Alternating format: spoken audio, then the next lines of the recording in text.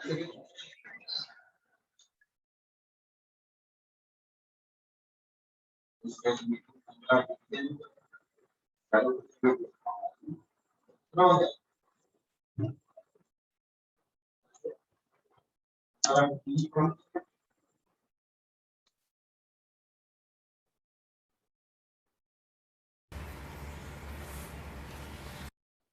Terminal to ASK input terminal और सभी को वीडियो का वॉइस क्लियर है और उसका विजिबिलिटी भी नहीं क्लियर है? शेयर हो रही, हाँ बेटा, खराब होगी सर, शेयर नहीं हो रही थी स्क्रीन। अच्छा अभी हो गई?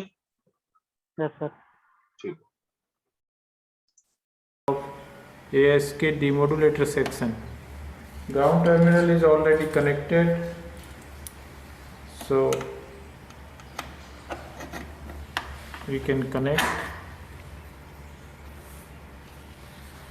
Output of this ASK demodulator section is available between these two terminals. Lower terminal is for ground terminal, upper terminal is output. So we can receive the input data from the two terminals of demodulator section.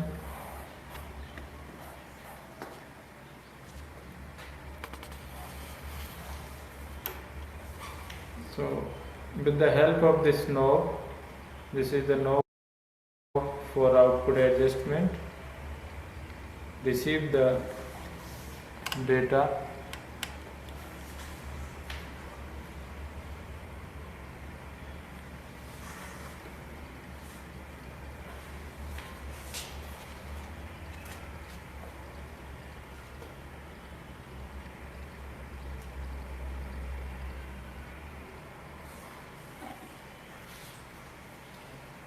So this data is input data and this is the received data.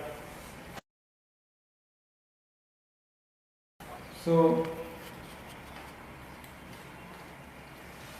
you can adjust the potentiometer.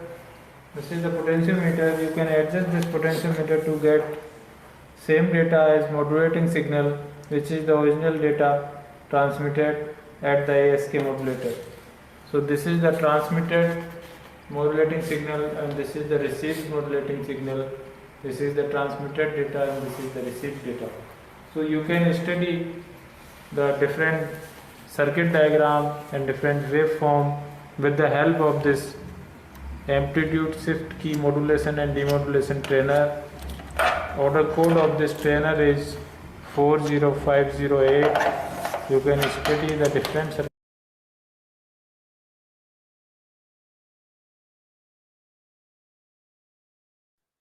I guess demodulation वाला जो part था उसमें video की voice कुछ clear नहीं थी ना?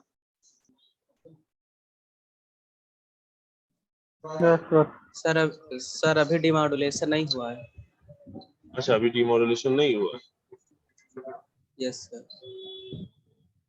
ठीक है, हमें लग रहा नहीं इन्होंने डीमॉड्यूलेशन कराया है, लेकिन उस टाइम पीरियड की वॉइस क्लियर नहीं थी क्योंकि इन्होंने इनपुट दे के यहाँ पे आउटपुट ले लिया है। ठीक है, कोई बात नहीं, हम इसको स्टार्टिंग से एक बार डिस्कस करेंगे तो अभी सब चीजें क्लियर हो जाएगी।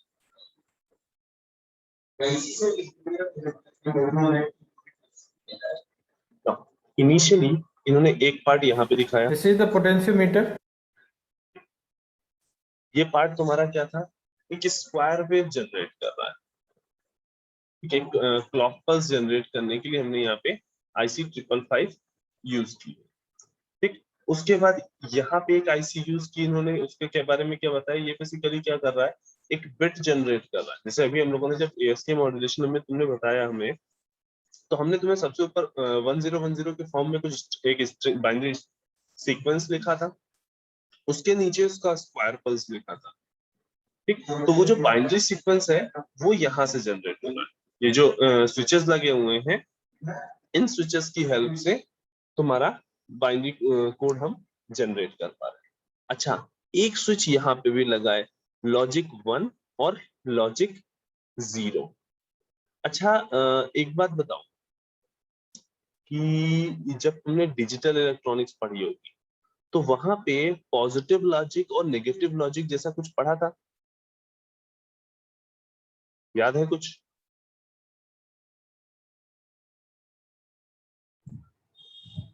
Yes, sir. Yes, sir. है ना? वहां तुमने पढ़ा होगा कि ऐसा देखो, जैसे 1 और 0 को हम कुछ वोल्टेज असाइन करते हैं।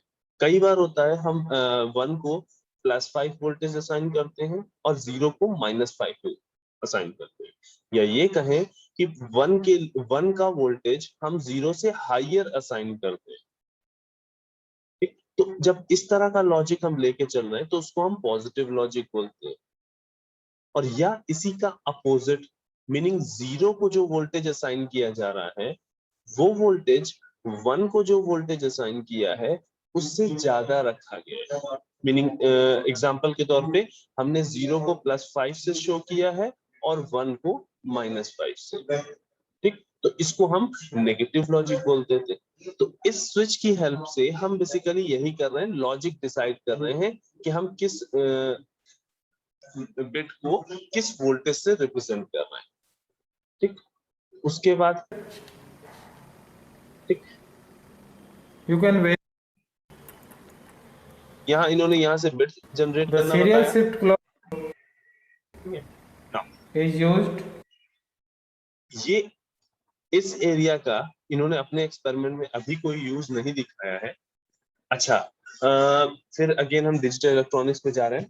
काउंटर्स याद है? Yes, sir. कौन कौन से Yes, काउंटर्स sir. पढ़े? कोई 2 काउंटर के So नाम बताओ, या synchronous counter, asynchronous counter. Synchronous counter और असिंक्रोनस काउंटर। ठीक? तो ये जो यहाँ पे बाइनरी काउंटर है, ये तुम्हारा एक सिंक्रोनस काउंटर है। ठीक? जब तुमने काउंटर पढ़ा होगा तो तुमने एक चीज ये भी पढ़ी होगी कि हाँ, उस काउंटर की हेल्प से, ठीक है, काउंटर में जो डिफरेंट तुम फ्लिप फ्लॉप लगाते हो तो फ्लिप फ्लॉप की हर स्टेज के बाद जो फ्रीक्वेंसी होती है वो तुम्हारी चेंज हो जाती है। अगर इनपुट पे तुमने f फ्रीक्वेंसी दी है तो पहली स्टेज पे f/2, दूसरी स्टेज पे f/4, तीसरी स्टेज पे f/8, चौथी स्टेज पे f/16, ऐसे तुम्हारा फ्रीक्वेंसी भी कन्वर्ट की जा सकती है यूजिंग काउंटर। ठीक? तो यहाँ पे हमने जो काउंटर आईसी है उसको इसीलिए यूज किया है। ठीक? उसकी हेल्प से हम ये जो Q0, Q1, Q2, Q3, ये जो 4 आउटपुट हैं, इन पे हम डिफरेंट डिफरेंट फ्रीक्वेंसीज अटेन कर सकते हैं। ठीक? अकॉर्डिंगली जो फ्रीक्वेंसी हमें, ये बेसिकली सिंक्रोनाइजेशन किस लिए, जैसे अभी हमने तुम्हें बताया ना कि जब कभी मान लो हम करियर फ्रीक्वेंसी डिसाइड करते हैं, वो हम अपने बिट ड्यूरेशन के मल्टीपल्स में ही डिसाइड करते हैं। ठीक? तो उस चीज को करने के लिए हमने यहाँ पे ये बाइनरी काउंटर यूज कर रखा है। ठीक? उसका यूज यहाँ पे अभी इन्होंने नहीं दिखाया जब मॉड्यूलेशन किया है, लेकिन हम इसको इस काम के लिए यूज कर सकते हैं। ठीक? इसके बाद वाला जो ये वाला पोर्शन था, ठीक, ये पोर्शन बेसिकली क्या काम कर रहा था, तुम्हारे मॉड्यूलेशन का काम कर रहा था। मीनिंग एक तरह से एक प्रोडक्ट मॉड्यूलेटर की तरह काम कर रहा था, जो क्या कर रहा है, करियर सिग्नल और डेटा इनपुट को आपस में मल्टीप्लाई करा के आउटपुट दे रहा है। और इसके लिए इन्होंने क्या यूज किया है, मल्टीप्लेक्सर यूज किया है। ठीक? उसके लिए इन्होंने क्या यूज किया, मल्टीप्लेक्सर आईसी यूज किया। यहां से ये डेटा इनपुट गया है, इन दोनों से इन्होंने करियर इनपुट भेजा है। ठीक?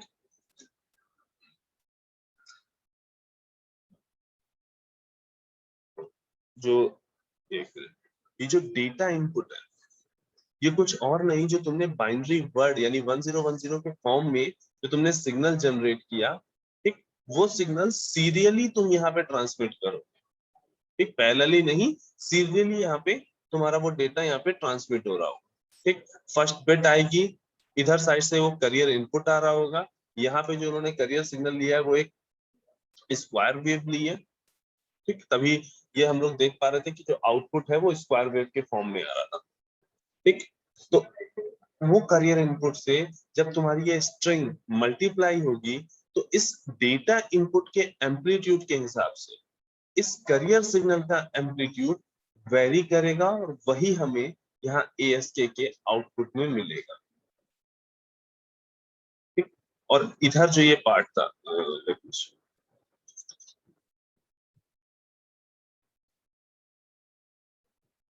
ये वाला पार्ट, ठीक, ये पार्ट तुम्हारा क्या कर रहा था, करियर सिग्नल को जनरेट करने, है ना। यहाँ से हम क्या कर रहे थे, करियर सिग्नल को जनरेट कर पा रहे थे। इस नॉब की हेल्प से हम अपनी फ्रीक्वेंसी वेरी कर सकते हैं, और इस नॉब की हेल्प से हम अपने करियर सिग्नल का एम्पलीट्यूड वेरी कर सकते हैं। अगर हमें वेरिएशन करना होगा करियर सिग्नल का, कि एम्पलीट्यूड या फ्रीक्वेंसी को, तो इन दोनों नॉब से हम कर सकते थे। इसी तरह से यहाँ जो हम क्लॉक जो जनरेट कर रहे हैं, ठीक है, उस क्लॉक का अगर हमें टाइम ड्यूरेशन वेरी करना है, यानी उस क्लॉक की भी अगर हमें फ्रीक्वेंसी वेरी करनी है, तो उसको हम यहाँ से वेरी कर सकते थे ना। फिर हमने क्या किया था, देखो इस ये जो करियर जनरेटर जो है, करियर सिग्नल का जनरेटर जो है, ठीक, उस करियर इस आउटपुट को हमने यहाँ पे और यहाँ पे, ठीक, कर्सर दिख रहा है ना मेरा, Yes, sir. हाँ, Yes. इन दोनों, हाँ, इन दोनों के इनपुट पे, यहाँ जहाँ पे करियर इनपुट दिया हुआ है, वहां पे हम ये करियर आउटपुट को डायरेक्टली कनेक्ट करते हैं। यानी हमने क्या किया, जो एएसके मॉड्यूलेटर का फर्स्ट इनपुट था, उसको हमने यहाँ पे एज अ इनपुट दे दिया है। और दूसरा इनपुट हम कहाँ से देते हैं, इस डेटा का, जो ये जो डेटा आउटपुट वाला टर्मिनल है, इसको यहाँ पे कनेक्ट कर देते हैं, ठीक। अच्छा, दूसरी चीज हमने ध्यान से क्या देखी, कि भाई जितने भी आउटपुट हम यहाँ पे ले रहे थे, जो भी आउटपुट्स आ रहे थे, उन सबको हमने 1 बाय 1 सीआरओ पे देखा, ठीक। तो ध्यान रखना, जब भी तुम सीआरओ पे, मान लो तुम्हें डेटा इनपुट, इस डेटा इनपुट को या इस डेटा आउटपुट को तुम्हें सीआरओ पे देखना है, ठीक। तो सीआरओ पे कनेक्शन कैसे करोगे, सीआरओ का पॉजिटिव तुम यहाँ इस डेटा इनपुट वाले टर्मिनल पे कनेक्ट करोगे, या सॉरी, यहाँ पे ये डेटा आउटपुट वाले टर्मिनल पे कनेक्ट करोगे, और दूसरा टर्मिनल जो होगा सीआरओ का, उसको कनेक्ट करोगे तुम ग्राउंड से, ठीक। फिर एक्स एक्सिस और वाई एक्सिस को थोड़ा लेवल करोगे, ताकि तुम जो स्ट्रिंग है उसको प्रॉपरली देख सको, और तब तुम, जैसे यहाँ पे इन्होंने आउटपुट दिखाया था,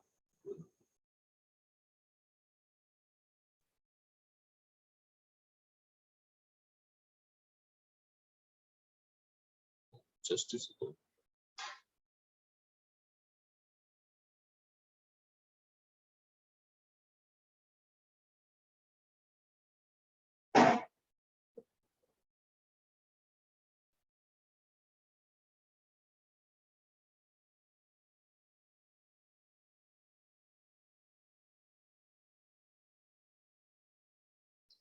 यहाँ पे इन्होंने ये आउटपुट दिखाया था 1 0 1 0 1 0, इस तरह से जो आउटपुट दिखाया था, इस तरह से हम आउटपुट देख सकते हैं, ठीक, यूजिंग सीआरओ।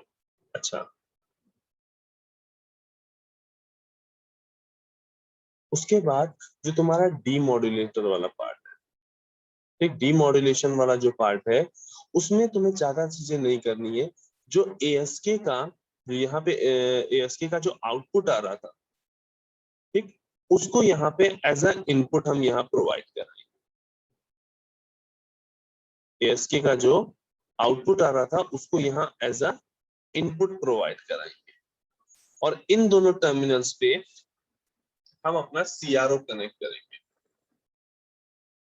ठीक, इन दोनों टर्मिनल पे हम अपना सीआरओ कनेक्ट करेंगे, जिसकी हेल्प से हम यहाँ पे आउटपुट, जो डेटा आउटपुट जो लिखा है, वो सिमिलर होगा, जो हमने यहाँ पे 8 बिट का वर्ड जनरेट किया था, उसी 8 बिट के वर्ड के हिसाब से यहाँ पे हमें आउटपुट मिल जाए, ठीक। ये नॉब बेसिकली जो आउटपुट एडजस्ट लिखा हुआ है, ये बेसिकली उसके एम्पलीट्यूड को और उसके टाइम ड्यूरेशन, बेसिकली एम्पलीट्यूड को एडजस्ट करने के लिए यूज की जाती है, ठीक है। आउटपुट को का जो एम्पलीट्यूड है वो प्रॉपर जो है, ठीक, डिस्टॉर्शन अगर कहीं हो रहा हो, तो उसको थोड़ा जितना एडजस्ट हो सकता है उसको एडजस्ट कर लें, ठीक, कुछ एम्पलीफिकेशन करा के, उसके लिए हम इस नॉब को यूज करते हैं। आई गेस सभी को एएसके मॉड्यूलेशन और डीमॉड्यूलेशन समझ में आया होगा। किसी को इसमें कुछ दिक्कत है, डाउट है?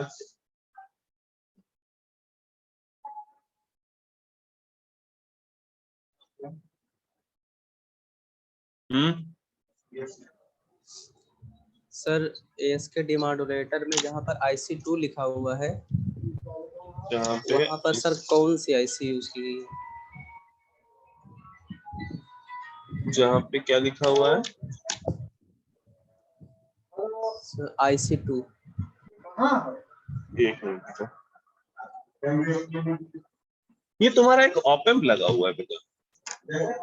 IC2D जो लिखा हुआ है ना, 2D और 2C जो लिखे हुए थे। सर अब स्क्रीन नहीं दिख रही है। हाँ हाँ, एक मिनट।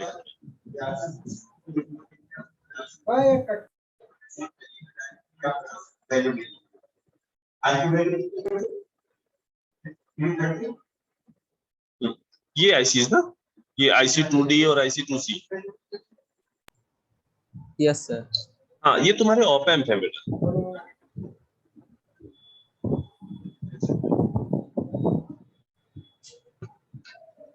ठीक है, जैसे ये देखो, ये तुम्हारा जेनर डायोड यहाँ लगा हुआ है। ये हम पूरा ये सर्किट तो, हाँ हाँ, ये पूरा सर्किट तो इस समय नहीं एक्सप्लेन कर सकते कि किस तरह से वर्क कर रहा है।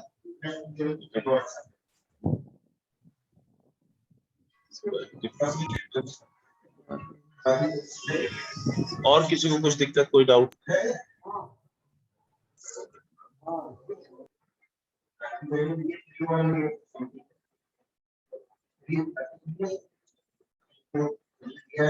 देखो, अगर दिक्कत ये है कि सर हमें सिमुलेट करने को नहीं मिल रहा है, तो देखो उसका प्रेजेंट टाइम पे सही में कोई सोल्यूशन नहीं है। ठीक, कि हम लोग कितनी भी कोशिश कर रहे हैं, हम अगर नीचे लैब से भी वीडियो करा रहे होते तो भी हम तुम्हें वीडियो दिखा रहे होते। हम नीचे लैब से वीडियो बस इसलिए नहीं हम दिखा रहे थे कि कितना भी हम कोशिश कर लें, जितनी स्टेबिलिटी इन्होंने अपने वीडियो में दे दी है, ठीक है, एक प्रोफेशनल कैमरामैन इन्होंने यूज किया होगा, ठीक, तो उस तरह की स्टेबिलिटी शायद हम नहीं दे पाते नीचे जाके। और सेम यही चीजें हम तुमको नीचे जाके भी दिखा रहे होते। बस फर्क इतना होता कि यहाँ पे हाथ किसी और के दिखाई दे रहे थे, वहां हाथ मेरे दिखाई दे रहे होते, है ना। तो दैट इज व्हाई हम यहाँ पे वीडियो की हेल्प से कर रहे हैं। तो सिमुलेशन तो पॉसिबल नहीं है, लेकिन हाँ, उसके अलावा अगर कुछ दिक्कत है, कुछ डाउट है, तो वो तुम यहाँ पे क्लियर कर सकते हो।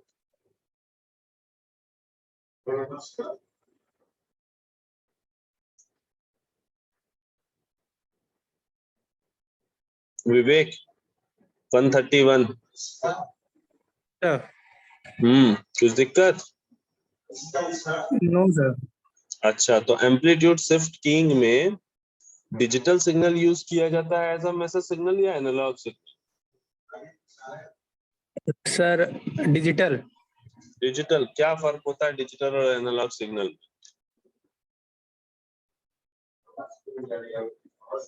पता नहीं सर।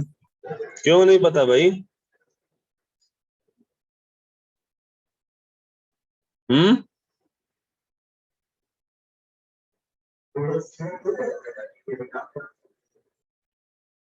विवेक बाबू, मामला ठीक है नहीं तुम्हारा? Yes sir. पढ़ाई वढ़ाई होती नहीं है तुम्हारी?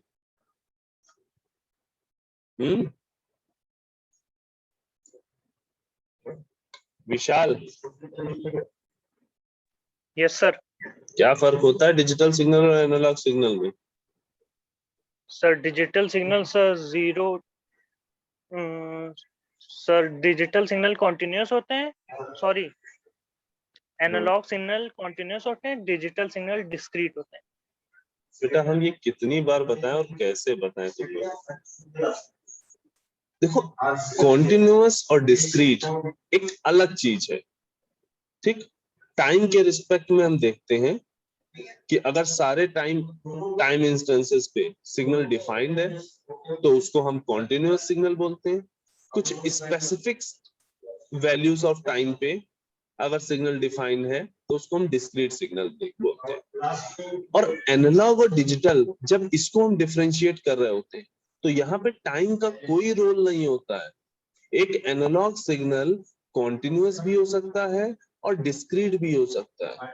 एक बेसिक डिफरेंस जो एनालॉग और डिजिटल में है वो ये कि एनालॉग सिग्नल 0 से इंफिनिटी तक कोई भी एम्पलीट्यूड ले सकता है, कोई लिमिटेशन नहीं है।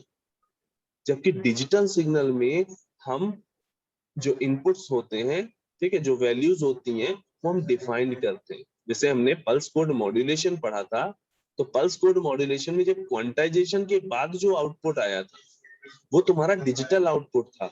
वहां पे नंबर ऑफ लेवल हम डिसाइड करते थे, मीनिंग हम फिक्स कर देते थे कि 5 आउटपुट कितने एम्पलीट्यूड मेरा सिग्नल ले सकता है, मीनिंग मैक्सिमम कितने एम्पलीट्यूड ले सकता है, यहाँ फिक्स होती है वैल्यू। और वहां पे 0 से इंफिनिटी के बीच कुछ भी एम्पलीट्यूड दे सकता है। ठीक, तो कहीं लिख लो कि analog input, analog signal can take any amplitude between 0 and infinity, Yes, sir. and digital signal can only take some specific amplitudes.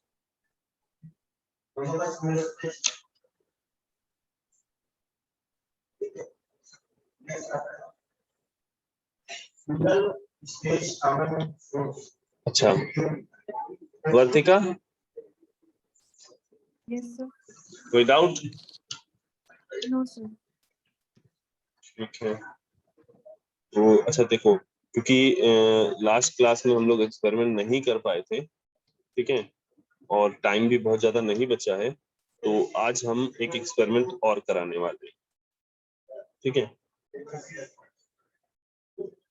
कौन सा एक्सपेरिमेंट? एक मिनट,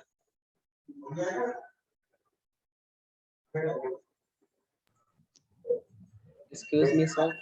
हाँ सर हमने इनपुट को जनरेट करने के लिए 8 बिट जनरेटर का यूज किया हुआ है। हाँ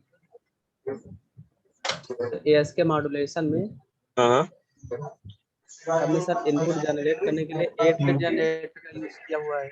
ठीक है, और सर तो सर जो हमने बाइनरी काउंटर यूज किया हुआ है वो 4 बिट का यूज हुआ है, मतलब कि एक मिनट देखो, यहाँ पे जो बाइनरी काउंटर है और जो तुम इनपुट बिट वर्ड जनरेट कर रहे हो उनका आपस में कोई लेना देना नहीं है। ठीक, बाइनरी काउंटर को हम वहां पे बिट काउंट करने के लिए नहीं यूज कर रहे। ठीक, हम बाइनरी काउंटर को as a frequency divider use कर रहे हैं। ठीक है, वो भी तब जब हमें एक साथ कई फ्रीक्वेंसीज यूज करनी होगा। ठीक, हम चाह रहे हैं कि हाँ जो फ्रीक्वेंसी मान लो 50 किलोहर्ट्ज फ्रीक्वेंसी हमने जनरेट कर ली, ठीक, तो 50 kilohertz by 2, 50 kilohertz by 4, 50 kilohertz by 8, 50 kilohertz by 16, ये सारी फ्रीक्वेंसीज हम इजीली यूज कर सकते हैं वहां पे using binary counter. Binary counter को हम काउंटर की तरह यहाँ नहीं यूज कर रहे हैं। ठीक, इसीलिए उसका बिल्कुल कोई दूर दूर तक लेना देना नहीं है उस बाइनरी वर्ड से जो हम जनरेट कर रहे हैं।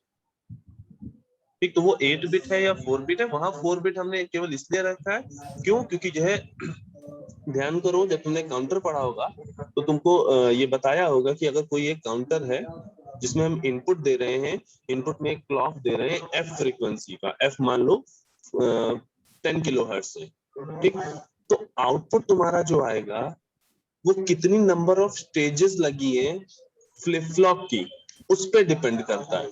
अगर 4 फ्लिप फ्लॉप लगे हैं तो आउटपुट की जो क्लॉक फ्रीक्वेंसी होगी वो input frequency upon 2 to the power 4 होगी। ठीक, यहाँ पे हमें f/16 का काउंटर बनाना था, f/16 का फ्रीक्वेंसी डिवाइडर बनाना था, इसलिए हमने 4 बिट का काउंटर दिया है। अगर हमें f/32 का बनाना होता तो हम 5 बिट का लेते। ठीक है, यस सर, मतलब कि यहाँ पर उसका यूज सिर्फ मल्टीप्लेक्सर के लिए किया हाँ गया है। हाँ हाँ हाँ, yes, okay sir.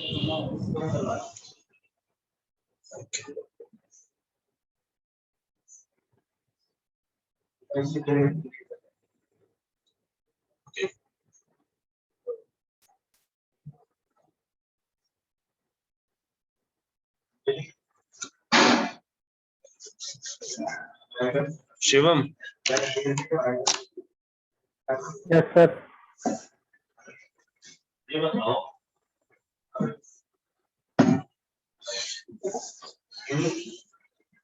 Delta modulation और डिफरेंशियल पल्स कोड मॉड्यूलेशन, इसमें क्या डिफरेंस होता है?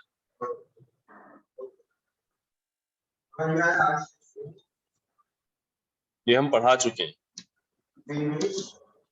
डेल्टा मॉड्यूलेशन एनालॉग को डिजिटल करता है। और डिफरेंशियल पल्स पोल मॉड्यूलेशन क्या करता है?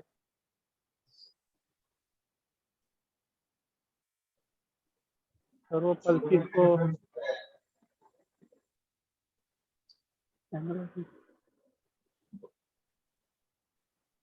यारी बहुत मार खाओगे तुम, कुछ पढ़ाई लिखाई नहीं होती है तुम्हें।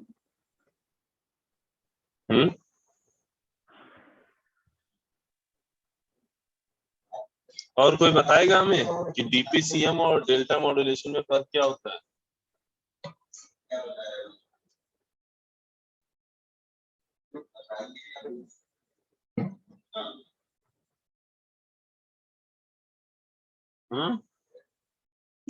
सर डिफरेंशियल मॉड्यूलेशन में सर हम डायनेमिक रेंज को डिक्रीज करते हैं बिना बिट रेट या सिग्नल पावर को चेंज किए प्रेडिक्शन फिल्टर की हेल्प से। और डेल्टा मॉड्यूलेशन? तो डेल्टा मॉड्यूलेशन में सर हम हाई फ्रीक्वेंसी यूज करते हैं वो मॉड्यूलेशन कराने के लिए, तो जिससे क्वांटाइजेशन एरर की कम हो जाए। क्वांटाइजेशन एरर कम हो जाए। और नंबर ऑफ बिट्स जो लेते हैं वो सिंगल मतलब 1 बिट ही लेते हैं, 1 बिट पीसीएम ही यूज करते हैं। समझे शिवम?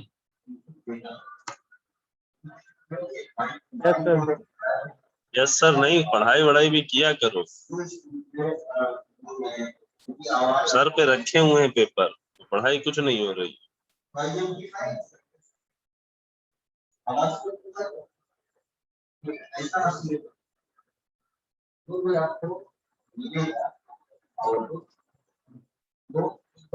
अच्छा, तो नेक्स्ट एक्सपेरिमेंट जो हमें करना है वो यही डेल्टा मॉड्यूलेशन एंड डीमॉड्यूलेशन।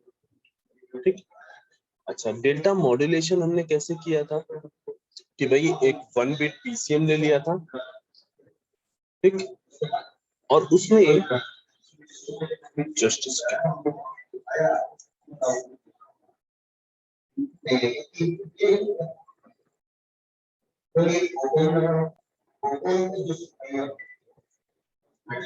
एक हमारे पास लो पास फिल्टर था। लो पास फिल्टर से होने के बाद यहाँ पे सैंपलिंग हो रही थी। ये भी हम केवल ट्रांसमीटर की बात कर रहे हैं, यानी मॉड्यूलेशन की बात कर रहे हैं। ट्रांसमीटर के बाद सैंपलिंग के बाद यहाँ एक समर लगा हुआ था, फिर यहाँ एक क्वांटाइजर था,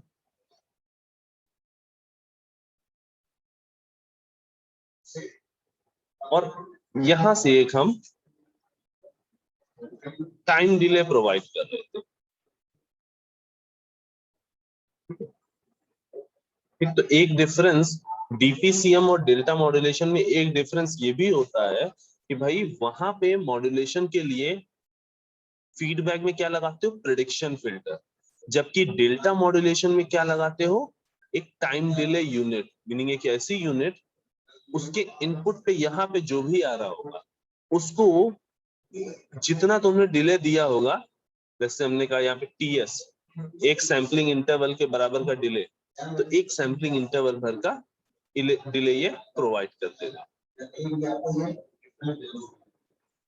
ठीक, यहाँ जो हमने क्वांटाइजर यूज किया था वो 1 बिट पीसीएम था।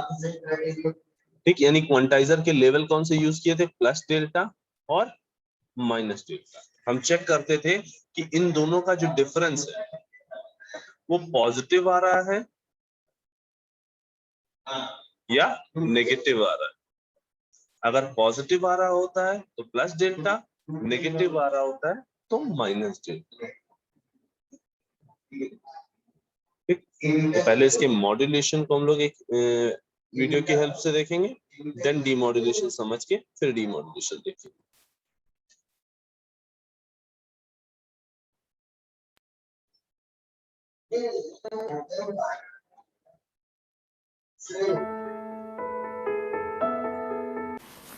This is delta modulation and demodulation training.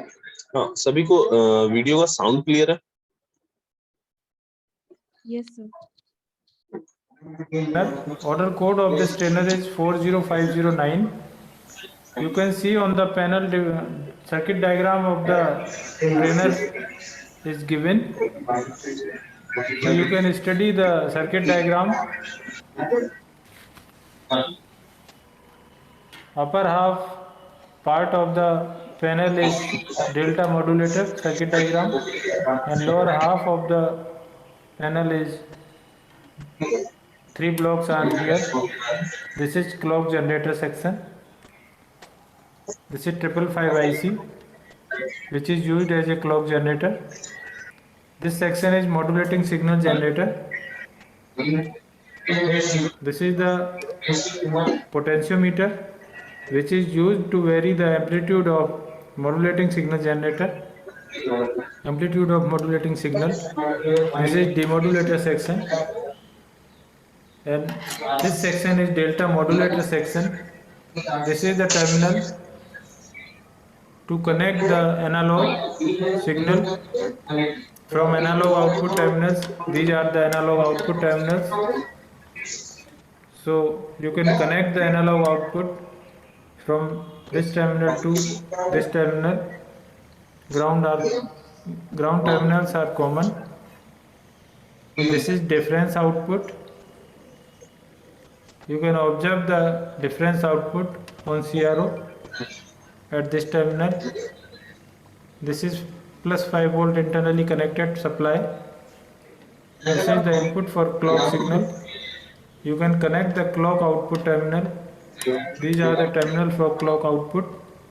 You can connect this terminal, clock output terminal, to clock input terminal. This terminal is for plus 12 volt supply, which is internally connected. This is minus 12 volt already connected, and this is the output of this delta modulator section, and this is the terminals. You can connect the CRO between these two terminals for the observation of delta modulated output. So now we are going to do experiment on this trainer. Study the delta modulation and demodulation. Connect clock signal to the delta modulator circuit. This is the delta modulator circuit.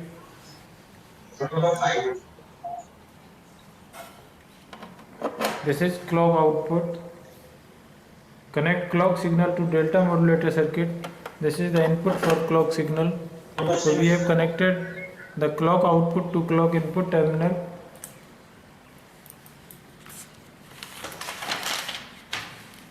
Connect modulating signal to the modulating signal input of delta modulator.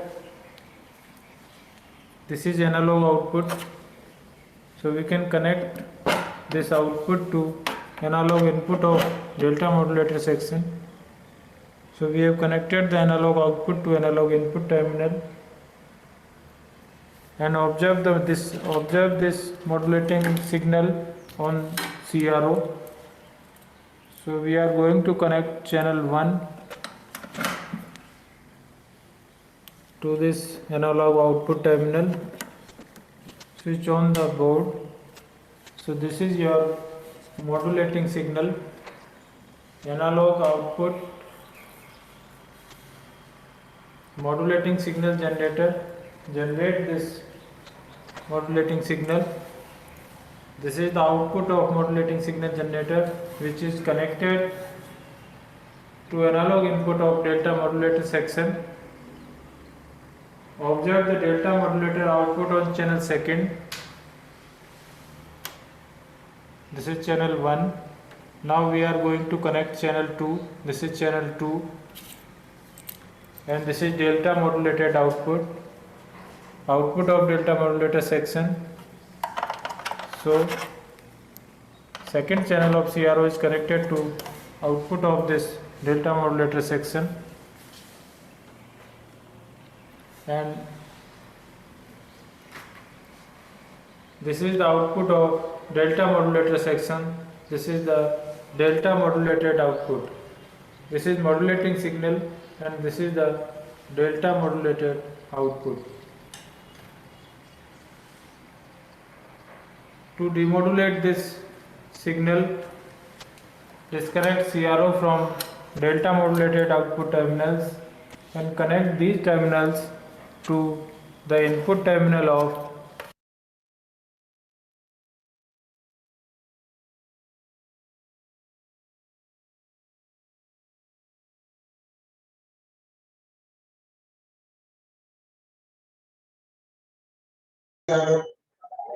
Okay. इस delta modulation technique में हम लोगों ने ये part किस लिए use किया? Clock generation के लिए। अगेन वही IC 555 है जिससे हम क्लॉक जनरेट कर रहे हैं, ठीक, क्योंकि अंदर हम कई सारे डिजिटल कंपोनेंट्स यूज कर रहे हैं तो हमारे लिए क्लॉक इंपॉर्टेंट है। ठीक है, हमें पता है कि काफी सारे जो तुम्हारे सर्किट हैं लाइक फ्लिप फ्लॉप और ये सारे जितने भी तुम्हारे सर्किट हैं वो तुम्हारे विदाउट क्लॉक काम करे, प्रॉपर वर्क नहीं करेंगे, ये कहें कि काम ही नहीं करेंगे। ठीक, उसके बाद ये जो ब्लॉक है ये तुम्हारा किस लिए यूज हो रहा है? ताकि हम अपना जो एनालॉग सिग्नल जिसको हमें डेल्टा मॉड्यूलेट कराना है वो सिग्नल हम यहाँ से जनरेट कर सके। ठीक, इस नॉब की हेल्प से हम अपने सिग्नल का एम्पलीट्यूड वेरी करा सकते हैं एंड इन दोनों टर्मिनल पे अपना CRO कनेक्ट करके हम चेक कर सकते हैं कि हमारा एनालॉग का एम्पलीट्यूड कितना है, उसकी फ्रीक्वेंसी कितनी है, ये सारी चीजें हम यहाँ पे चेक कर सकते हैं। ठीक, अब ये जो एनालॉग आउटपुट है उसको यहाँ पे इस टर्मिनल पे एज अ इनपुट हमने यहाँ पे प्रोवाइड किया है। अब ध्यान से देखो, आउटपुट साइड से ये देखो यहाँ ये जो कनेक्शन दिख रहा है, ये व्हाइट लाइन जो दिख रही है, ये तुम्हारा यहाँ पे फीडबैक होके यहाँ पे आ रहा है। ठीक, तो मीनिंग यहाँ पे फीडबैक तुम्हारा कनेक्टेड है और उसकी वजह से यहाँ study the delta model. यहाँ तुम्हें जो मिल रहा है वो डिफरेंस आउटपुट मिल रहा है। मीनिंग इस आउटपुट का, इस डिफरेंस आउटपुट का ही बेसिकली क्वांटाइजेशन हो रहा है, इसी आउटपुट का बेसिकली क्वांटाइजेशन हो रहा है। ठीक, ये जो तुम्हें बीच में ये बड़ा सा सर्किट दिख रहा है ये बेसिकली क्या काम कर रहा है? तुम्हारा क्वांटाइजेशन का काम कर रहा है। ये बेसिकली IC होती है digital analog to digital converter और डिजिटल टू एनालॉग कन्वर्टर के लिए, कन्वर्जन के लिए डायरेक्टली ICs यूज की जाती है। ठीक, यहाँ तुम्हें इन दोनों टर्मिनल्स के बीच में डेल्टा मॉड्यूलेटेड वेव मिल गई, ठीक, जिसे हम लोग इजिली CRO पे देख पा रहे थे। ठीक, उसी तरीके से डेल्टा मॉड्यूलेटर का जो आउटपुट था उसको हम यहाँ इस डेल्टा मॉड्यूलेशन इनपुट पे हम प्रोवाइड करेंगे। ठीक है, और हमें यहाँ पे डेल्टा मॉड्यूलेशन आउटपुट मिल जाएगा। मीनिंग जो हमने एनालॉग सिग्नल जनरेट किया होगा वही एनालॉग सिग्नल हमें यहाँ पे अगेन मिल जाएगा। ठीक, एक पॉइंट याद रखना कि डेल्टा मॉड्यूलेशन भी कोई टाइप ऑफ मॉड्यूलेशन नहीं है, ये एक टेक्निक है जिसकी हेल्प से हम एनालॉग सिग्नल को डिजिटल सिग्नल में कन्वर्ट कर रहे हैं। ठीक है, एक काम करो, सभी लोग क्लास को रीज्वाइन कर लो एक बार।